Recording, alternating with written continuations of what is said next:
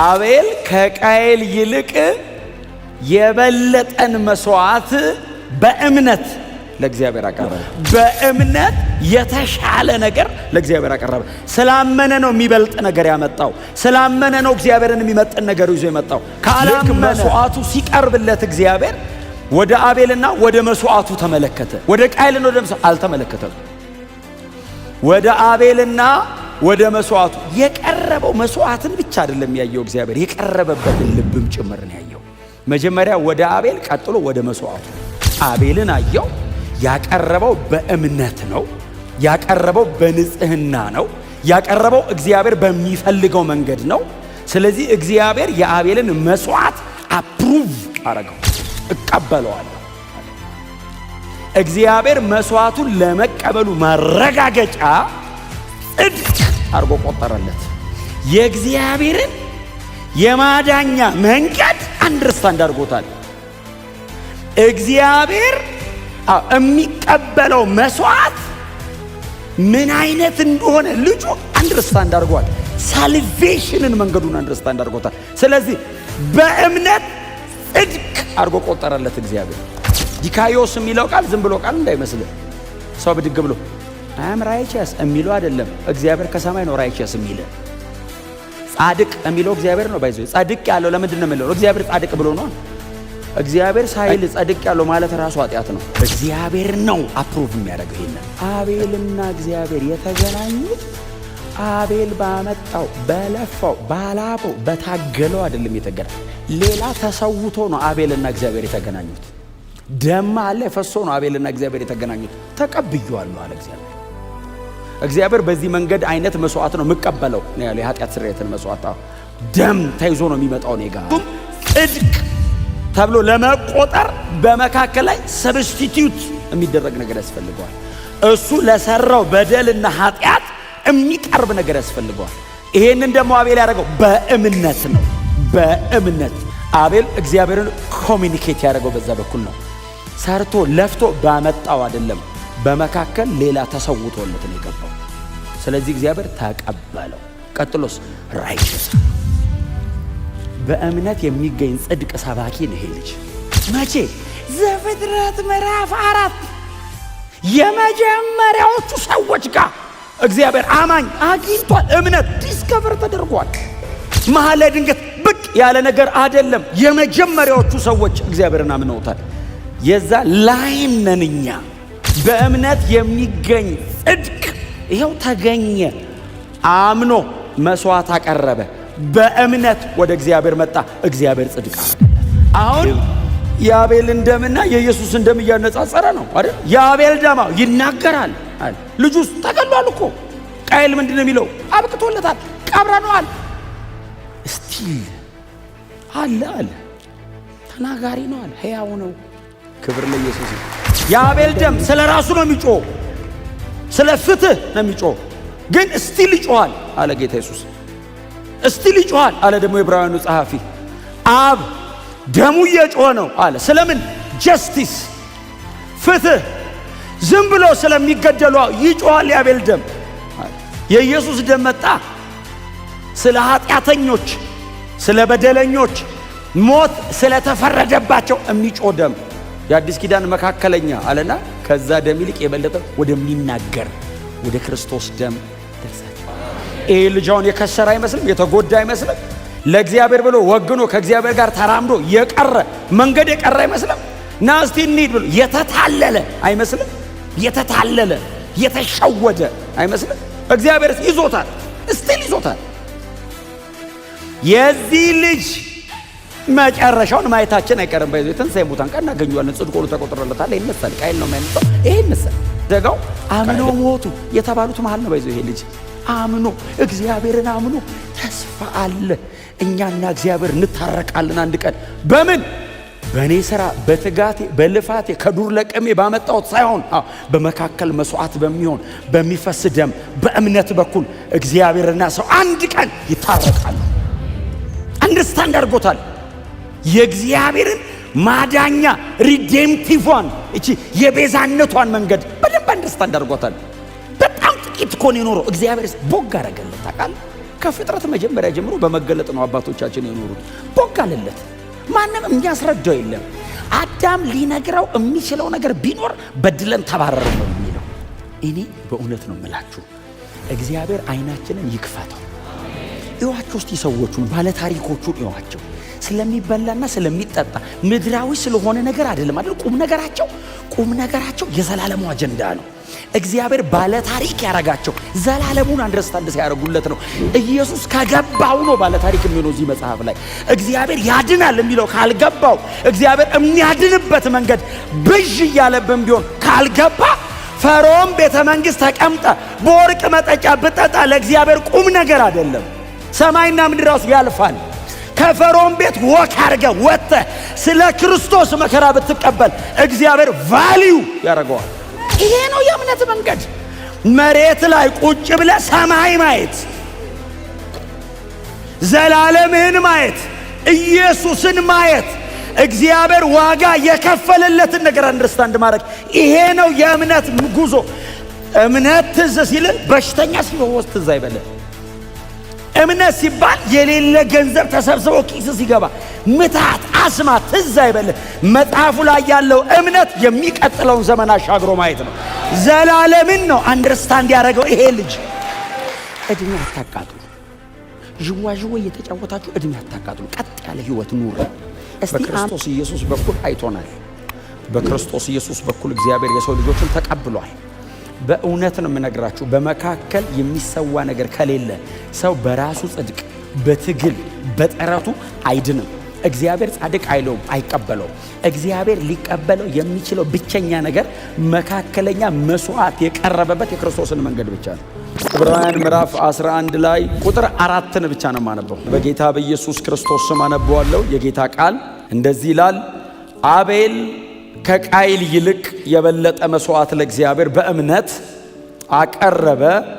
እግዚአብሔር ስለ ስጦታው በተናገረለት ጊዜ እርሱ በእምነት ጻድቅ እንደሆነ ተመሰከረለት። ቢሞትም እንኳ እስካሁን በእምነቱ ይናገራል። ጌታ ይባረክ። አቤል በጣም ዝነኛ ስም ነው። በሆነ ብዙ አልኖረም፣ ግን በጣም ይወላችሁ ሰው ሁሉ አቤል ነው ስሙ። አናቤል ራሱ ነው። እዚህ ውስጥ ራሱ ስንት አቤል አውቃለሁ፣ ግን እኮ 4 ቁጥር ነው የኖረው። 4-5 ቁጥር እኮ ነው የኖረው። ግን እዩት ምን ያክል ፔኔትሬት እንዳደረጉት። ታሪክ ነው አይደለ? ሰብረው የወጡት የጄኔሬሽንን ታሪክ እኮ ነው ክሮስ ያደረጉት። አምነው በጣም ትንሽ ጊዜ እኮ ነው የኖረው። እንደው ብዙ ጻፍለት እንኳን ቢባል ሙሴ እንኳን ብዙ ሊጽፍለት ይፍና አልቻለም። በቃ ተወለዱ። 2 ልጆች ነበሯቸው። አንደኛው ቃየል ይባል ነበር፣ ሁለተኛው ልጅ አቤል ይባል ነበር። ከዕለታት በአንድ ቀን ሁለቱ ደግሞ ለእግዚአብሔር መስዋዕት አቀረቡ እኮ ነው የሚለው። እና መስዋዕት ሲያቀርቡ ቃየን ገበሬ ነበረ፣ አቤል ደግሞ እረኛ ነገር ነበረ። ስለዚህ አቤል ከነበሩት ከእንስሶቹ የመጀመሪያውን በኩሩን ትልቅ የሚባለውን ዋናውን አምጥቶ ለእግዚአብሔር መስዋዕት አደረገ። ቃየል ደግሞ ከምድር ፍሬ ደግሞ ሰብሰብ አድርጎ መስዋዕት አደረገ። እግዚአብሔር ወደ አቤልና ወደ መስዋዕቱ ተመለከተ። የቃየልን መስዋዕት ግን እግዚአብሔር አልተቀበለውም ይላል። ከዛ ቃየልም ተበሳጨ ይላል። ከዛ ወንድሙን ናንውረድ አለው፣ ይዞት ወረደ፣ ገደለው። በቃ አለቀ እኮ ታሪኩ ይሄ ነው። ይሁት ግን ዕብራውያንን ይሁት የዕብራውያን ጸሐፊ መስቀል አሻግሮ ልጁን ሲያመጣው ምን ነገር እንደሚጽፍለት ምንድን ነው የሚለው? እስቲ ቁጥር 4 አሁን ይኸውላችሁ ዘፍጥረት ምዕራፍ 4 ላይ ሄዳችሁ ስታነቡ አቤል ከቃየል የበለጠ መስዋዕት አቀረበ የሚል የለም። ዕብራውያን ምዕራፍ 11 ቁጥር 4 ላይ ግን አቤል ከቃየል የበለጠ መስዋዕት አቀረበ የሚል አለ። ዘፍጥረት ላይ የለም።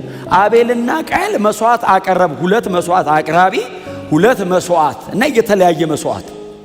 አንደኛውን መስዋዕት እግዚአብሔር ተቀበለው፣ አንደኛው መስዋዕት እግዚአብሔር አልተቀበለውም።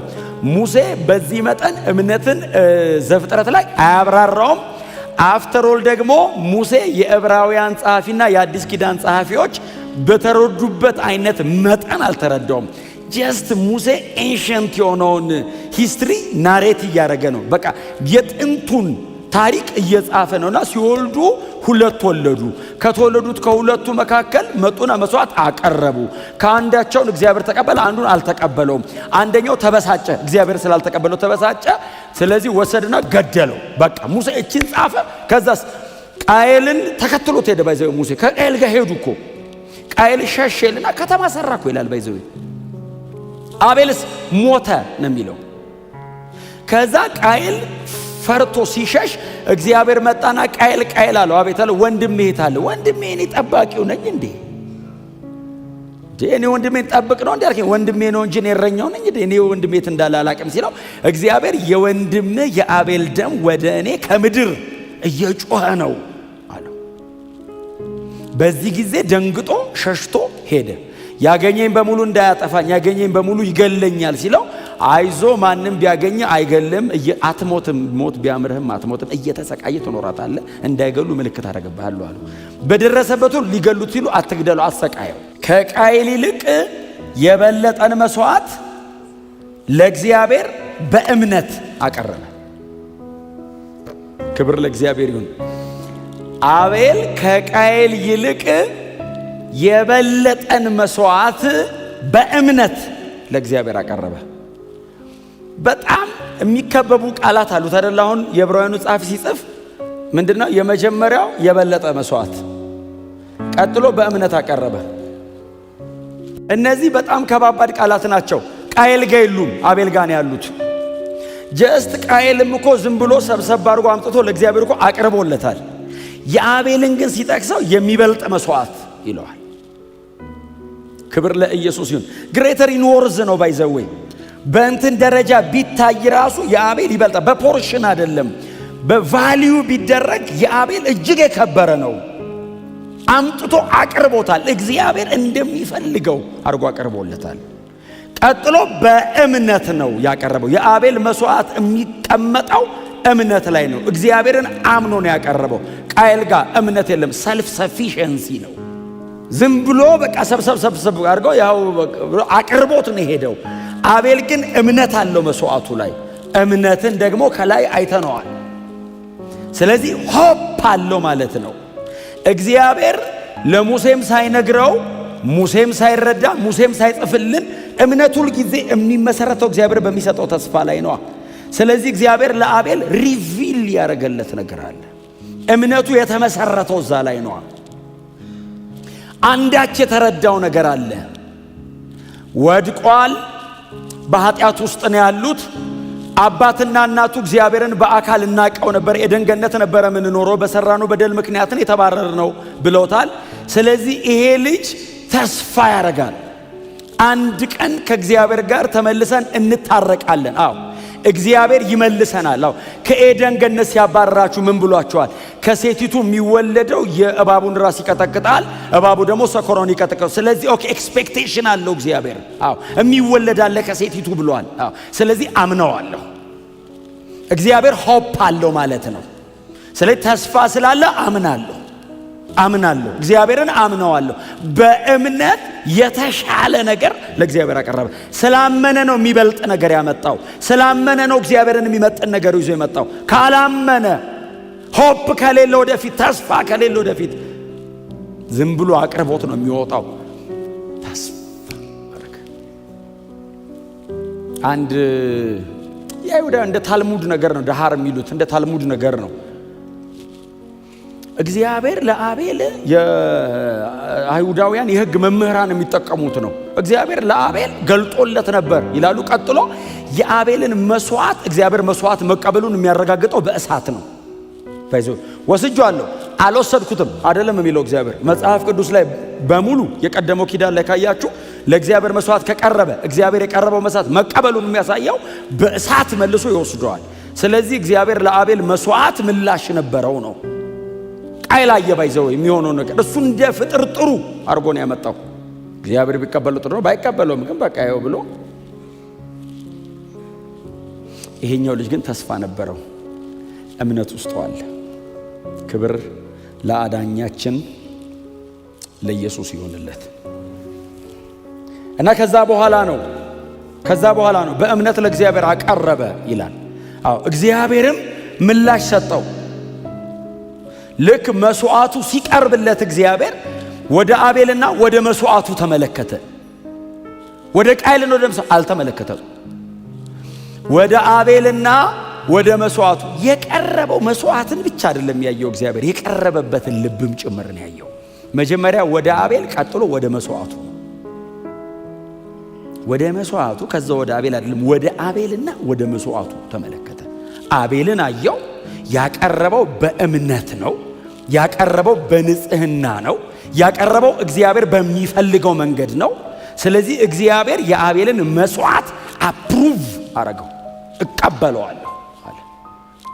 እግዚአብሔር መስዋዕቱን ለመቀበሉ ማረጋገጫ ጽድቅ አድርጎ ቆጠረለት።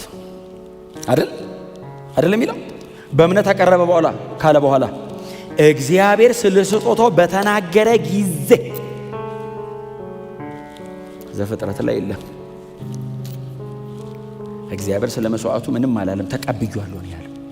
እዚህ ጋር ግን ምንድነው የሚለው? እግዚአብሔር ስለ ስጦታው በተናገረ ጊዜ እርሱ በእምነት ጽድቅ እንደሆነ ተመሰከረለት።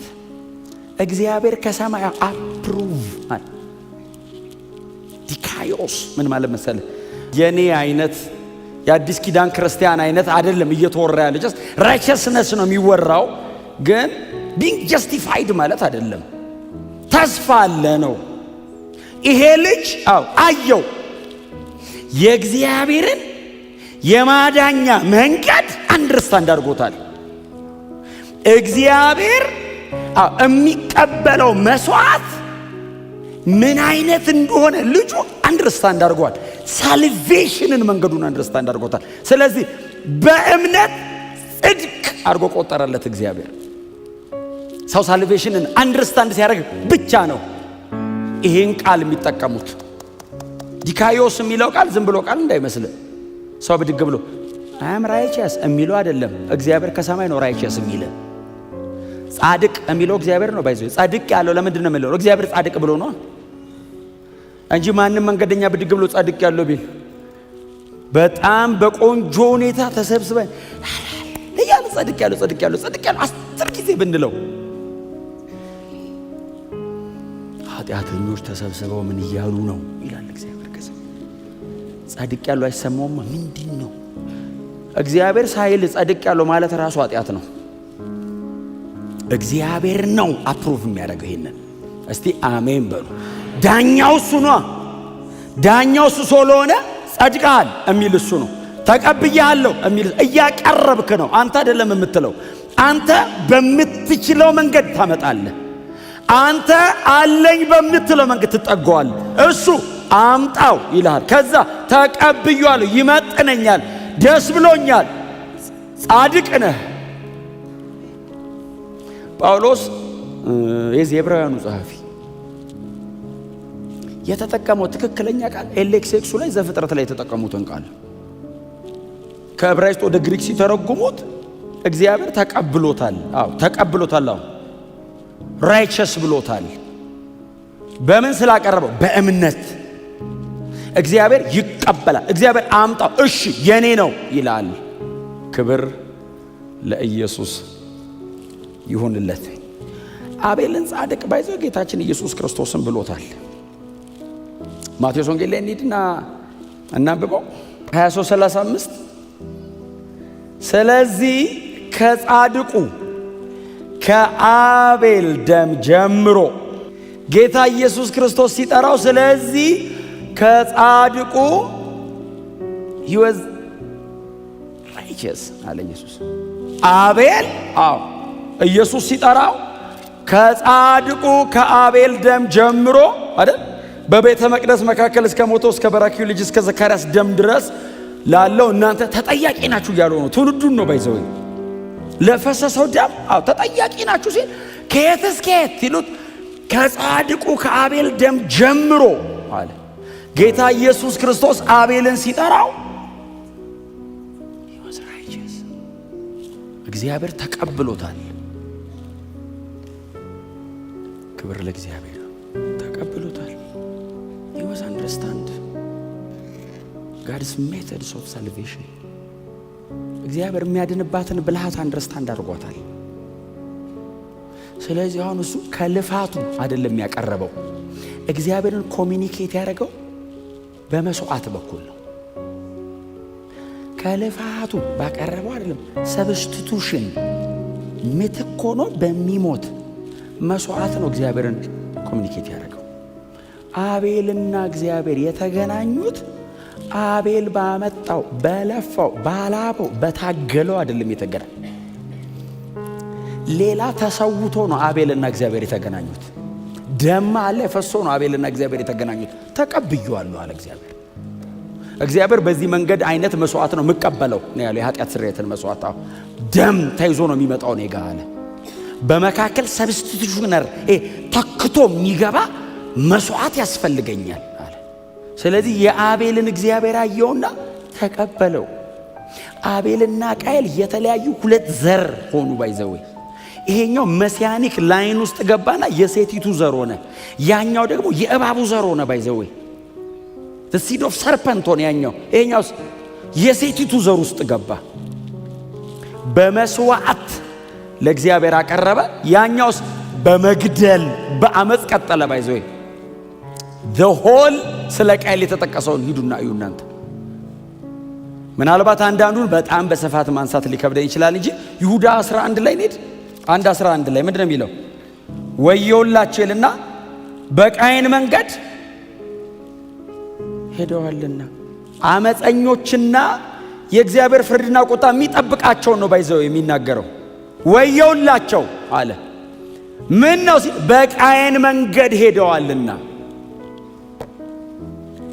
ዘርን የለዩት አቤል በእምነት በመካከል መስዋዕት አቅርቦ በደም በኩል ከእግዚአብሔር ጋር ተገናኘ።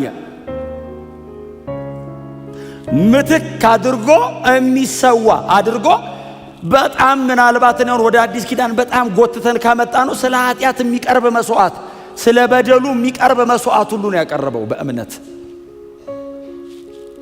ምክንያቱም ጽድቅ ተብሎ ለመቆጠር በመካከል ላይ ሰብስቲቲዩት የሚደረግ ነገር ያስፈልገዋል። እሱ ለሰራው በደልና ኃጢአት የሚቀርብ ነገር ያስፈልገዋል። ይሄንን ደግሞ አቤል ያደረገው በእምነት ነው።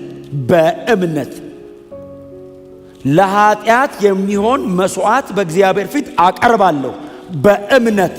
እግዚአብሔር ደግሞ ኃጢአትን ይቅር ይላል በእምነት። እኔና እግዚአብሔር እንገናኛለን። እግዚአብሔር እንደዚህ ያለ አየው። በመስዋዕትነት በደም ተደርጎ የቀረበ ነው። አቤል እግዚአብሔርን ኮሚኒኬት ያደረገው በዛ በኩል ነው። ሰርቶ ለፍቶ ባመጣው አይደለም። በመካከል ሌላ ተሰውቶለት ነው የገባው። ስለዚህ እግዚአብሔር ተቀበለው። ቀጥሎስ ራይቸስ አለው። በእምነት የሚገኝ ጽድቅ ሰባኪ ነው ይሄ ልጅ። መቼ? ዘፍጥረት ምዕራፍ 4 የመጀመሪያዎቹ ሰዎች ጋር እግዚአብሔር አማኝ አግኝቷል። እምነት ዲስከቨር ተደርጓል። አማኞች ነበሩ። መሀል ላይ ድንገት ብቅ ያለ ነገር አይደለም። የመጀመሪያዎቹ ሰዎች እግዚአብሔርን አምነውታል። የዛ ላይን ነን እኛ። ይሄ ልጅ ከተገደለ በኋላ እኮ የዚህ ምትክ ደግሞ ተወለደ አይደል? ልክ ሲገደል ቃየል ሸሽቶ ሲሄድ እንደገና ሔዋን ጸንሳ ስትወልድ በሞተው ልጅ ምትክ ይሁንልኝ ብላ ሴትን ወለደች። መሲያኒክ ላይን ነው በዚህ የተመዘዘው። ከዛ ውስጥ በእምነት የሚገኝ ጽድቅ ይሄው ተገኘ። አምኖ መስዋዕት አቀረበ። በእምነት ወደ እግዚአብሔር መጣ። እግዚአብሔር ጽድቅ አረገለት። ክብር ለአዳኛችን ለኢየሱስ ይሁንለት። በእምነት ጽድቅ ሆኖ መቆጠር ብቻ አይደለም። ይሄ ልጅ ከሞተ በኋላ ምን ነው አይደለ? ኦሬዲ ልጅ እኮ ሞቷል። ሕያው ነው ይለዋል አይደል መጽሐፉ? ሞቷል እኮ ኦሬዲ እኮ ሞቷል እኮ። ይሄ ልጅ ገሎታል እኮ ቃየን። እስቲል ግን የልጁ ደም ይናገራል። ዘፍጥረት ምዕራፍ 4 ላይ እግዚአብሔር መጥቶ የወንድም የአቤል ደም ከመሬት ወደ እኔ እየጮኸ ነው አለው። ጌታ ኢየሱስ ክርስቶስ መጣና ማቴዎስ 23 ላይ የፈሰሰው የንጹህ የጻድቁ የአቤል ደም አለ። እስቲል እዚሁ መጽሐፍ ምዕራፍ 12 ቁጥር 24 ላይ እንሂድ። 12:24 ላይ የአዲስ ኪዳን መካከለኛ ወደ ሆነ ወደ ኢየሱስ እንዲሁም ከአቤል ደም የተሻለ ወደሚናገረው። አሁን የአቤልን ደምና የኢየሱስን ደም እያነጻጸረ ነው አይደል? የአቤል ደም ይናገራል አለ። ልጁስ ተገሏል እኮ። ቃየል ምንድነው የሚለው? አብቅቶለታል፣ ቀብረነዋል። እስቲ አለ ተናጋሪ ነው አለ። ሕያው ነው። ክብር ለኢየሱስ ይሁን። የአቤል ደም የሚጮህ ስለ ፍትህ ነው አይደል? የሚጮህ ስለ ፍትህ እኮ ነው የአቤል ደም የሚጮህ። ገሎኛል። የኢየሱስ ደምስ ነፃ ያወጡ ነው፣ ለኛ ነው። የኢየሱስ ደም ለኔ ነው። የአቤል ደም ስለ ራሱ ነው የሚጮህ፣ ስለ ፍትህ ነው የሚጮህ። ግን እስቲል ይጮሃል አለ ጌታ ኢየሱስ። እስቲል ይጮሃል አለ ደግሞ የዕብራውያኑ ጸሐፊ። አብ ደሙ እየጮኸ ነው አለ። ስለምን? ጀስቲስ፣ ፍትህ። ዝም ብሎ ስለሚገደሉ ይጮሃል የአቤል ደም አለ። የኢየሱስ ደም መጣ ስለ ኃጢአተኞች፣ ስለ በደለኞች ሞት ስለተፈረደባቸው የሚጮህ ደም፣ የአዲስ ኪዳን መካከለኛ አለና ከዛ ደም ይልቅ የበለጠ ወደሚናገር ወደ ክርስቶስ ደም ደርሳቸው። የልጁን ደም ግን ይትርቀቱን ሄደውን በእምነት የተደረገ ጉዞ 4 ቁጥር ብቻ የፈጀቻት መስልም እንትኗ ስብስብ ብላ ከአቤል ያልተናነሰ እኮ እነ ማቱሳላ እኮ ወስደዋል። ማቱሳላ 900 እንደዛ አካባቢ ምን አልሰራበት፣ ዝም ብሎ እኮ ነው። ከዛ ቀጥሎ ሁለተኛ ማን ነው? ያሬድ ብዙ የኖረው ደግሞ 960 ምናምን ነው እሱ። አስቡት እንግዲህ። ከዛ ደግሞ አዳም 930 ምናምን።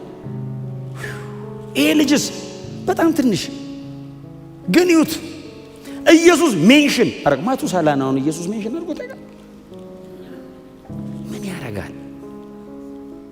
ለወንጌል እውነት ከእግዚአብሔር ጋር ታሪክ የማትሰሩበት ዘመን ምን ያረጋል? አይቆጠር። ምን ያረግልናል? የሚቆጠር ከሆነ በህይወት ካለን፣ እንደዚህ በህይወት ካለን ለእግዚአብሔር ልጅ ወንጌል ኖረን እንሙት። እስቲ አሜን በሏ። ይሄ ልጅውን የከሰረ አይመስልም? የተጎዳ አይመስልም? ለእግዚአብሔር ብሎ ወግኖ ከእግዚአብሔር ጋር ተራምዶ የቀረ መንገድ የቀረ አይመስልም? ና እስቲ እንሂድ ብሎ የተታለለ አይመስልም? የተታለለ የተሸወደ አይመስልም? እግዚአብሔር ይዞታል፣ እስቲል ይዞታል። የዚህ ልጅ መጨረሻውን ማየታችን አይቀርም። ባይዘ ትንሣኤ ሙታን ቀን እናገኘዋለን። ጽድቅ ሆኖ ተቆጥሮለታል። ይነሳል። ቃየል ነው የማይነሳው፣ ይሄ ይነሳል። ቃየልን እንግዲህ እግዚአብሔር ነው። ይሄስ ኦልሬዲ እግዚአብሔር ጻድቅ ብሎታል። አምኖ ነው የሞተው ይሄ ልጅ። እዚህ ዕብራውያን 11 ሲዘጋው አምነው ሞቱ የተባሉት መሃል ነው። ባይዘው ይሄ ልጅ አምኖ እግዚአብሔርን አምኖ ተስፋ አለ፣ እኛና እግዚአብሔር እንታረቃለን አንድ ቀን። በምን? በእኔ ሥራ፣ በትጋቴ፣ በልፋቴ፣ ከዱር ለቀሜ ባመጣሁት ሳይሆን በመካከል መስዋዕት በሚሆን በሚፈስ ደም በእምነት በኩል እግዚአብሔርና ሰው አንድ ቀን ይታረቃሉ። አንደርስታንድ አድርጎታል። የእግዚአብሔርን ማዳኛ ሪዴምቲቭዋን እቺ የቤዛነቷን መንገድ በደንብ አንደርስታንድ አድርጎታል።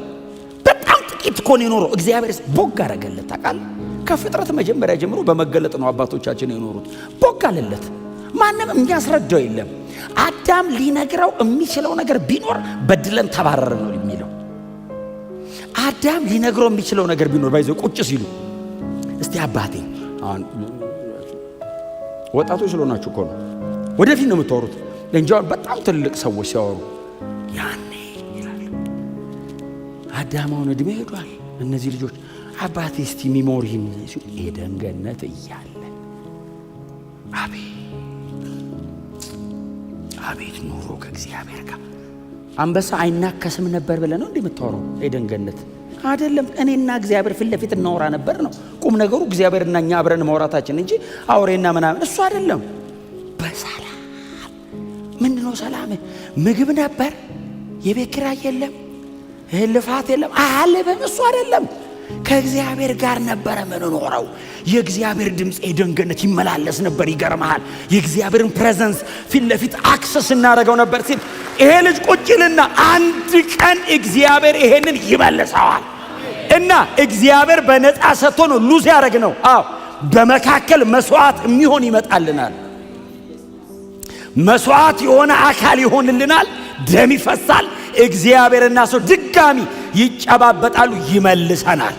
ባይወደን ኖሮ አያስወጣችሁም ነበር ይላቸዋል። ስለሚወደን ነው። የህይወት ዛብት በላስ ኖሮ ሰው ቁጭ ብለ ለዘላለም ኃጢአተኛ ያደርግ ነበር።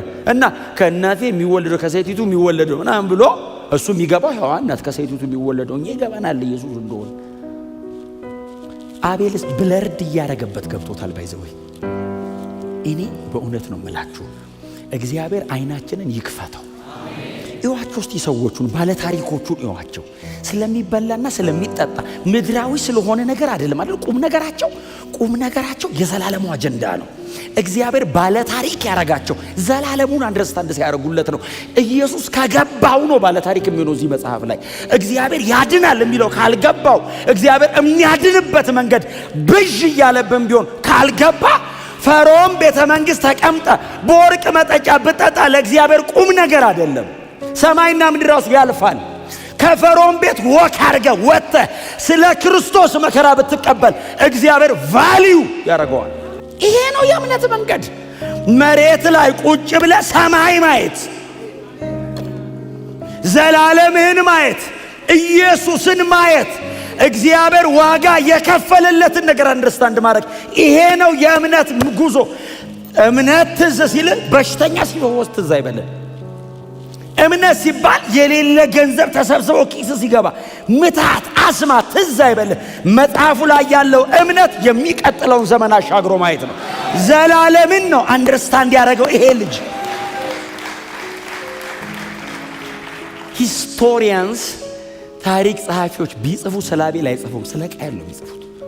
ጀግና ነበር ገደለ ብለው፣ መጽሐፉስ ነፍሰ ገዳይ ነው ብሎ ቆርጦ ጣለው። ይሄኛውንስ ልጅ ጻድቅ ነው አለው። ታውቃለህ? ጻድቅ ለምን? በእምነት እግዚአብሔር ጋር ተጠጋ። እግዚአብሔር ስለተቀበለው እኮ ነው የተናደደው እኮ። ለምን እግዚአብሔር ተቀበለ እኮ ነው። ወንድሜ ለምን በለጠኝ እኮ ነው። ሲዚ ዲያቦሊካል የሆነ ሐሳብ ዲመኒክ ነው ተውቱ። ዲመኒክ መቼም የእግዚአብሔር አይሆንም። ባይዘው ወንድሜ በለጠኝ እና እንዲህ ልግደለው ስትራቴጂ ነድፎ ወንድሙን በኢየሱስ ክርስቶስ ምንስ ቢቀርብህ እንዴ ያገኘውን ብድግ አርጋ ሰጠው እንዴ ለወንድምህ። አሁን እኔ ሁላችሁ ቸርች አይደለም እየወራሁ ያሉት የሥጋ ወንድምህ አብረህ አንድ ቤት አድገ እኔ ወንድም አለኝ እንዴ እምችለውን በሙሉ ሆኜ እንደው ብድግ ቢል እምችለውን በሙሉ ሆኜለት ካለበት ቢጨምር ምን ማለት ነው? የተሻለ ሆነ ብሎ መግደል ወይስ ዲማኒክ እባቡ ይሄ እኮ ነው ይወደቀው። ላይኑን ዘረጋ። እሱም መሲዩስ በዚህ ጋር ዘረጋ። አያኝ እባቡ ላይኑን በዛ በኩል ዘረጋ። በቃ የሱ ነው እየገደለ መኖር። ይሄው ስቲል አለ ዓለሙን ይመራዋል። የእግዚአብሔር ይሄው በዚህ ጋር እየተሸነፍን እየወደቅን ለወንጌሉ ዋጋ እየከፈልን ዓለምን እየናቅን ሰማይ ተስፋ እያደረግን እግዚአብሔር ልጁን ይልከዋል እያለን ይሄው ዓለም ሉዘር ትበለን ዘላለም ገብቶናል። ዓለም የፈለገችውን ትበለን ኢየሱስ ይመለሳል። ዋጋ ተከፍሎልናል። ጌታችን መጥቶ ይሰበስበናል። ያስ አቤል ተስፋ ያደረገው አገር እንገባለን። አቤል ተስፋ ያደረገው መታረቅ ታርቀናል። ታረቀን እኮ ታረቀን። ኢየሱስ መሃል ላይ መካከለኛ ሆኖ ቀረበ። አየ አቤል ያቀረበው አይነት መስዋዕት አይደለም። የአቤል መስዋዕት ደካማ ነው። እግዚአብሔር ቢቀበለው ጻድቅ ቢለውም አቤልን ግን ከሞት ሊያድነው አልቻለም። ይሄኛው መስዋዕት ኢየሱስ ነው። እኔን ለማዳን እኔ አይደለም ያቀረብኩት ይሄኛውን መስዋዕት አብ ነው ያቀረበው። በግ አቅራቢ አብ ሆነ። አይ የለውም አንድ ነው ያለው። የበኩር ልጅ አንድ ነው ያለው። የዓለምን ሁሉ ኃጢአት ማስወገድ የሚችል በግ አንድ ነው ያለው። አንድ አለኝ ያለ አብ። አቤል እዛ ጋር ከነበሩት መካከል የተመረጠው ነው አይደል ያቀረበው። በእንትን ደረጃ በጣም ከፍተኛ ገንዘብ የሚወጣበት ነው። ምንም ጉዳት የሌለበት ነው። በጣም የሚሳሳለት ነው። ቢኖር ብዙ የሚጠቅመውን አምጥቶ ይሄው ለእግዚአብሔር አለ። መስዋዕቱ ብቻ ደግሞ አልነበረም። እምነት ከስራ አረገበት። አዎ ተቀበልኩት፣ ጻድቅ አልኩት። አዎ እኔ ደግሞ ላቅርባ አለ። ለምን እንዲህ እየሰራን አንጸድቅማ? እኔ ላቅርብና ልቀበላችሁ አለ። ራሴ መስዋዕት አቅርቤ ራሴ ደም አፍስሼ ልጄ ደሙን ይዞ ገብቶ እኔ እቀበላችኋለሁ። ከዛስ እናንተስ አቅርቡ አይደለም ያለን እግዚአብሔር፣ እመኑ ያለን እግዚአብሔር አቅርበው እኔ አማኝ ነኝ። አቤልስ ራሱን ያቀረበው መስዋዕት ራሱ። አሁንስ እኔ አላቀርብም። በምን አቅሜ ነው ማቀርበው? የለኝም። ምን ታቀርብለታለህ? እኔ ላቅርብ አለ። ለምን? የሚመጥነኝን እኔ ነኝ የምቀበለው አለ እግዚአብሔር። አሁን አቤላው የሚችለውን አድርጓል። ደስ ብሎኝ ጻድቅ ብየዋለሁ። ይሄኛውስ እንደ አቤል ጻድቅ ብዬ እንድትሞት አልፈልግም። ለአንዴና ለመጨረሻ ጊዜ የኃጢአትና የሞትን ፔናልቲ እሰብረበታለሁ አለ እና እኔው ላቅርብ አለ እግዚአብሔር። የሚመጥነኝን አውቃለሁ። ደግሞ የሚመጥነኝ አለኛል። አንድ ነው ያለኝ፣ እሱን ነው የማቀርበው። ሁለተኛ የለኝም፣ እሷን ግን እመኑልኛል። እኔ መስቀል ላይ አርደዋለሁ አለ። ደሙን አፈሳለሁ። ራሱ ካህን ሆኖ ራሱ መስዋዕት ሆኖ ራሱ መስዋዕቱን አቅራቢ ሆኖ ይመጣል እኔ ጋር። እናንተስ ታች እዛ አሕዛብ አደባባይ እንደቆማችሁ ደጅ ቁሙና እንደዚህ ከሩቅ ይዩልኝ። እኔ ደብቄ ቅድስተ ቅዱሳን ውስጥ አይደለም የምሰዋው አለ እግዚአብሔር። ቀራንዮ፣ ራስ ቅል፣ ጎልጎታ ተራራ ላይ ማንም ሰው ማየት ከፈለገ ያየዋል። ላቅርበው። ከሩቅ ይዩትና እንቀበልሃለን በሉት። በዛ ቅጽበት ሰማይ ትገባላችሁ ለዘላለም ከኔ ጋር አለ እግዚአብሔር። ሰብስቲቱሽን መሃል ላይ ኢየሱስ ገባ። አቤል ይሄ ገባው። ይሄው የዕብራውያኑ ጸሐፊ የነገረን ይሄ ነው። እውነቱም ይሄ ነው። እግዚአብሔር የተቀበለው በዚህ ምክንያት ነው። ምንም ከዚህ ውጪ እግዚአብሔር ማንንም አይቀበልም። አንተንም አይቀበልም፣ እኔንም አይቀበለኝም። ከዚህ ውጪ የሚቀበለን በክርስቶስ ኢየሱስ መካከለኛነት። የብሉይ ኪዳን አባቶች ባይዘዌ ዛሬ ስለ አቤል እንደው በቃችን ታክል ካልኳችሁ ይበቃል ብዬ ነው። ስለ ሄኖክ፣ ስለ ኖህ ጉድ እኮ ነው ጉድ ሰዎቹ። እኔ ምን ጉድ! ብሉይ ኪዳን ሰው ተቀምጦ እንዴት ይሄ ይገባዋል? እንጨት እየቀጠቀጠ ሰው እንዴት ጽድቅ ያውቃል? እንዴት እንጨት መቀጥቀጥ የሆነ ቀን እንዴት ጽድቆ ነው ይለወጣል? 1000 ዓመት ነው ክሮስ ያደረጉት ታውቃለህ? አምናው አሁንስ የለም። አሁን ትቀበል አልቀበልም፣ እንስ አልፈልግም እና ወደፊት ነው የማየው እና እያየሁት ልሙት የሆነ ቀን ያስነሳኛል። እምነታቸውን ይዩት። ትንሣኤን ተስፋ አድርገው መትረፍ እየቻሉ እኮ ነው የሞቱት። ኦፖርቹኒቲውን መጠቀም እየቻሉ አልጠቀመውም። ለምን? አሁን ባንተ ዘመን በእኔ ዘመን አይኖርም ባክህ እና ወደፊት ግን ይመጣል እርግጠኛ ነኝ። ምን አይነት እምነት ነው አንተ ሳትጨብጥ ሳትይዞ እኮ ነው የምትሞተው። የሆነ ቀን አስነስቶኝ ያኖረኛል ብለህ ማመን። ይሄ ነው ክርስትና። አባቶችን ወደ እምነት ኑ የሚላቸው እኮ ቅድመ አባቶቻቸውን እኮ እያመጣ እኮ ነው የዕብራውያን ጸሐፊ። የዛሬ 2000 ዓመት እኮ የኛ እኮ አባቶቻችን ናቸው። እነዚህ ቅድመ አበውን ያመጣላችኋል። አቤል ገብቶታል፣ ዲዛይኑን አንደርስታንድ አድርጎታል። የእግዚአብሔርን ሀርቱ ገባው። ታውቃለህ እግዚአብሔር ምን ይፈልጋል? መካከለኛ ይፈልጋል እና የሚሰዋ ነገር ይፈልጋል። ቀጥሎ ደም መቅረብ አለበት። ኦልሬዲ ሲንፉል ነና። አዳም አያቀርብም። ለምን? ሲንፉል አልነበረማ። ፊት ለፊት ነው የሚገናኘው። እኔስ ሲንፉል ላይ አይቼው አላቅም ማለት እና መሀል ላይ ያስፈልጋል እና እግዚአብሔር እንድንገናኝ። እግዚአብሔር ለመጋረድ አርዶ አይደል እንደ ጋረዳቸው? መስዋዕት አቅርበው አይደል እነሱን ሸፍኖ ያኖረው? ስለዚህ እኔ መስዋዕት አቅርቤ ነው መጠጋው አለና መስዋዕት የሚሆንልኝ አለ። ጽድቅ ሆኖ የተቆጠረው ባይዘው ባቀረባት ነገር ብቻ አይደለችም፣ ባየውም ነው። አማኝ ነዋ ተብሎ የገባው ተስፋ የምናደርገው ነገር እርግጥ ነው አለ። ኢየሱስ ይመጣል እርግጠኛ ነኝ አለ። ሰማይ ሌላ ሰማይና ሌላ ምድር ይመጣል አለ። እውን ነው ብሎ ነው ያመነው ባይዘው አቤል። ሙሴ በደንብ እንትን ስላላለው ነው ያልጻፈልን። ይሄው ብርሃን ጻፈው። እነሱ አምነው ሞቱ፣ እንደዚህ ተሳለሙት። እኛስ ይዘናል ባይዘው። እኔ ሰሞታ አምኖ ሞት አይደለም የምባለው፣ ይዣለሁ። እኔ ኦልሬዲ ድነቴን ያግኝቻለሁ። የዘላለም ሕይወት አለኝ፣ መንፈስ ቅዱስ በእኔ ውስጥ አለ እና ስትሞት አምኖ ሞት አይደለም የሚባለው። አንቀላፋ ይዞ ዳውን ፔመንት ይዘህ ነው የምታንቀላፋው። ቀብድን ይዘህ ለቤዛ ቀን የሚባል ማህተም ላይ ያለ እኔ የቤዛው ቀን መቼ ነው? ኢየሱስ የሚመጣበት ቀን እና እግዚአብሔር ብትሞት ይቀሰቅሳል። ባይዘው አሎ ያው ተቀብሏል። አንሳው ተረክ ከመቃብር እድሜ አታቃጥሉ። ዥዋዥዌ እየተጫወታችሁ እድሜ አታቃጥሉ። ቀጥ ያለ ህይወት ኑር። እስቲ አሜን በሏ። ምን ይቀርብሃል? ምን ይቀርብሃል? እውነቴን እኮ ነው የምነግርህ። ከወንጌል ጋር ይነጻጸራል የሚቀርብ ነገር። አሁን ዘንድሮ ሰው ተሰብስበው አጨበጨበልህ፣ ተፋብህ። ልዩነት አለው ለአንድ ሳምንት። ዘላለም ላይ 70 ዓመት አንድ ሳምንት አይደለም፣ ዶት አንድ ቀን አይደለም። ባይዘወይ ደግሞ ማንም ይተፋብህስ? አሁን ጊዜ ወንጌል ነው። ለወንጌል መኖር ካለብን ኖረን እንጨርስ። ኢየሱስ ቶሎ ይምጣ። የሚያፈጥን አይነት አማኝ ዲዛይኑ ገብቶናል። ኢየሱስ ስለ ኃጢአተኞች ይሞታል አይደለም፣ ሞቷል። ምን ቀረ? መመለሱ እና ተስፋ አረጌ አማኝ እንደዚህ ነው የሚኖረው።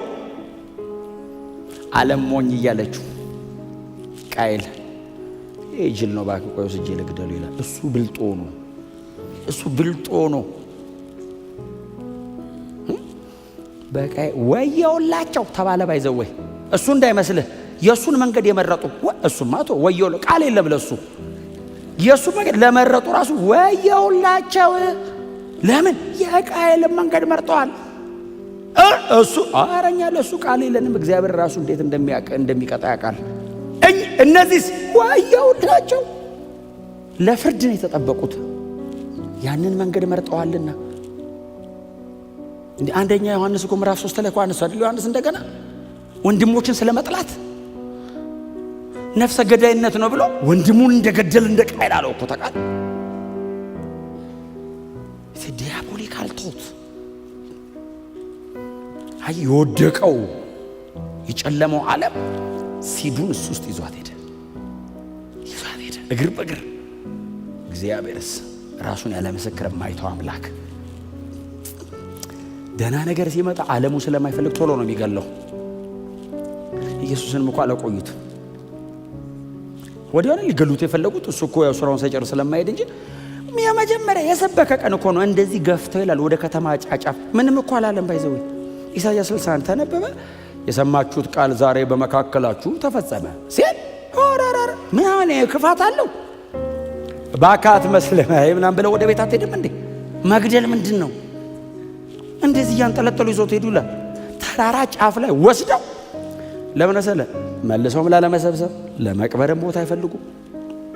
ሊጥሉት ሲሉ አንዳንድ የመጽሐፍ ቅዱስ ክፍል ካልኖራችሁት የማይገባችሁ ነገር አለ። ባይዘው ለማስረዳት በመካከል አልፎ ሄደሚል እኔ አሁን ካልኖርኩ ይገባል። አሁን ይሄ አሁን ልቀቀኝ አላይልም። እንደዚህ እኮ ተሸክሞ እኮ ነው ያወጡት በመሃላቸው ቀስ ብሎ እንዴ በእውነት እኮ ነው የምልህ። እንዲያውም በመካከል አልፈህ ትሄዳለህ ምናምን መባል ነው እንዴ? እኮ እንደሱ እኮ አይደለም እኮ ፕራክቲካሊ እኮ አሁን በመካከል አልፈህ እንደሱ ማለት ብቻ አይደለም። ባይዘው እንዴ እያዩት እኮ ነው በመሃል እንደዚህ ወሰደ ወርውራው ጣለ ፈጥፍጦ ሲል የነበረው ሰውዬ ዳንታ አይነት የተነሳ ነብይ የለም በል። እነሱ ናቸው ከወረደ ብለው እኮ በመካከላቸው ታላቅ ነብይ ተነሳለ የሚለው እኮ እዛው ምዕራፍ ላይ እኮ ነው ወርውራው ያለው ሰውዬ። ለምን ገና ነው አያያያይ በለመደጃቸው ብሎ የቃየል እሱስ የአቤል ሳይድ ነው።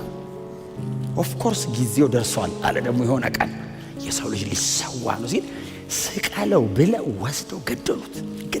ርኅራኄ የሮም ነገስታቱን እንደው ቃጣቸው ሊለቁት እንደገና እነ ጲላጦስ ቃጥ እንዴ ሰው የራዳት የለብኝ ስቀለው የአቤል ዘር ነው አንፈልገውም ሲሉ እግዚአብሔር መካከለኛ ነው እና ስቀለው ያለው ሰው የራሱ እንዲድን ነው። ዘንድሮ ገዳዮቹን እንዲያድን እኮ ነው ኢየሱስ። የእግዚአብሔርን ዲዛይን አንደርስታንድ ማድረግ ነው እምነት። እምነት እዚች ጋር የሆነች ነገር አድርገ ነው የምንወጣባት አለች መኖሪያ ነው እምነት። የቃየልን ባይዞ እዚች ጋር ያለች አክቲቪቲ አይደለችም። the whole manner ነው አይደል? የሚኖረው ህይወቱ ማንነቱ ነው። ቃየል ማንነት ነው። ማንነት ነው። የሆነ ቀን እድስ ያገኝ በልጭ ይላል። ወንድምን መግደል፣ አሳዶ ማጥፋት በቃ በፍጹም ማየት አልፈልግም። ለምን? በለጠኛ፣ ሸፈነኝ። እግዚአብሔር እሱን ተቀብሎ እኔን እንዴት አይቀበለኝም? በምን መንገድ ተቀበለ ብለህ መጠየቅ አይቀልም። አብረ እየተቀባበሉ ለመኖር አንተ በምታቀርበው መስዋዕት እግዚአብሔርን ያገኘኝ። እኔ ደግሞ በተለይ ደግሞ አቀርባለሁ ያለኝን የመጨረሻውን የከበረውን መካከለኛውን በእምነት አቀረብኩለት። እግዚአብሔር ጻድቅ አለኝ፣ አፕሩቭ አረገልኝ። እኔ አቀረብኩለት አለ እንደዚህ በዛ አረጌ ሲል ሰልፍ ሰፊሸንሲ ነው ይሄ።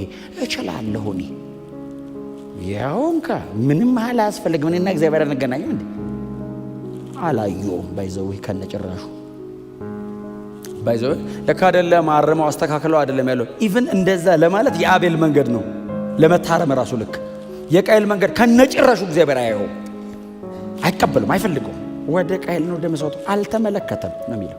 አልተመለከተም። በክርስቶስ ኢየሱስ በኩል አይቶናል።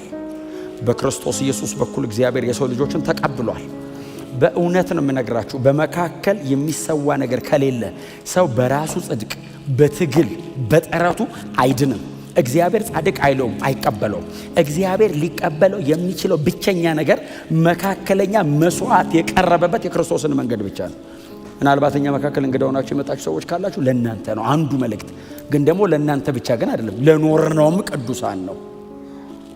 የክርስቶስ ኢየሱስን መካከለኛነት እግዚአብሔር አይደራደርበትም። ከዛ ውጭ እግዚአብሔር የሰው ልጆችን ተቀብሎ አያውቅም፣ ወደፊትም አይቀበልም።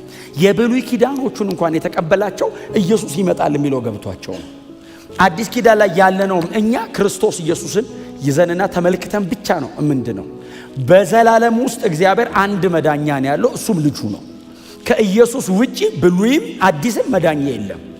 የቀደሙት እንደዚህ አይተው ነው፣ እኛ ደግሞ እንደዚህ አይተን። በዘላለም ውስጥ በታሪክ መካከልም የቆመው ክርስቶስ ኢየሱስ ብቻ ነው። ያለ ኢየሱስ እግዚአብሔር ሰው አድኖ አያውቅም፣ ተቀብሎ አያውቅም፣ አይቀበልም። ማንም ብቁ በእግዚአብሔር ፊት መሆን አይችልም። ማንንም እግዚአብሔር ጻድቅ ሊለው አይችልም። እግዚአብሔር ጻድቅ የሚለው የቀረበለትን መስዋዕት ሲቀበል ብቻ። ክብር ለኢየሱስ ይሁን።